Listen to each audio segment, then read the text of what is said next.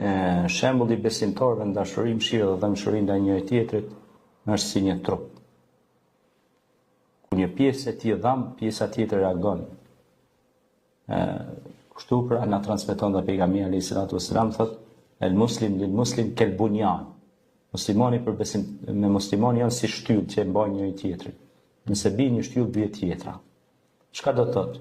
Këtu ngritet faza e rëndësishme që është solidariteti.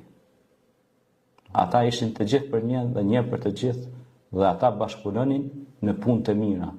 Kuntum ummatul khair, thot Zoti Kur'an. Ju jeni ummeti më i mirë, më i dobishëm, dobipërs, që bëni punë të mira dhe largoni nga të këqijat. Ata japin ditën dhe natën.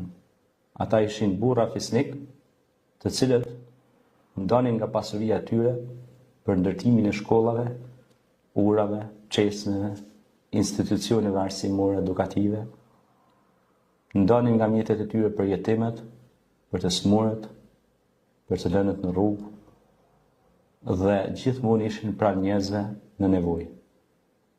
Nëse ne ndërtojmë shoqëri të tilla përmes qoftë edhe përmes shoqatave, ONG-ve, fondacioneve të ndryshme që vëllezërit tanë besimtarë po i bëjnë, Zoti shpërbleft për gjitha aktivitetet, se nuk është e lehtë.